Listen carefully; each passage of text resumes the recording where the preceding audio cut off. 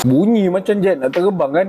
Yelah motor pertama dalam dunia yang guna kuasa turbine kot. Y2K ni dibuat dari company yang pakar dalam teknologi jet turbine. Dia guna enjin Rolls-Royce, lebih kurang macam setengah helikopter. Dia gunakan daya tujahan, dalam istilah fizik dia panggil thrust, tu yang kau boleh sumbat kepala dalam exhaust tu. Turbo shaft enjin tu couple pada 2 speed gearbox dan seterusnya tolak tayar belakang menggunakan rantai. Dia boleh guna mana-mana je minyak, tapi kalau nak dapat betul-betul power dia kena guna diesel, kerosene. Kalau tengok dia punya suspension dia mestilah barang high end geng. Memang wajib lah, kalau tak terbang orang yang bawa tu nanti. Horsepower, torque dia tak payah cakap lah. MTT claim boleh pergi sehingga 402 km sejam. Side mirror? No, dia ada screen kamera pandang belakang kat meter depan dia tu. Tengok wheelbase dia pun panjang, so kena ring bambah lebih kurang macam ayah besar. Pengalaman daripada orang yang pernah bawa, dia orang cakap memang smooth, tak ada gegaran, tambah pula body dia ringan kan. Harga kalau kat Malaysia juta man. Korang kalau nak jadi king boleh beli.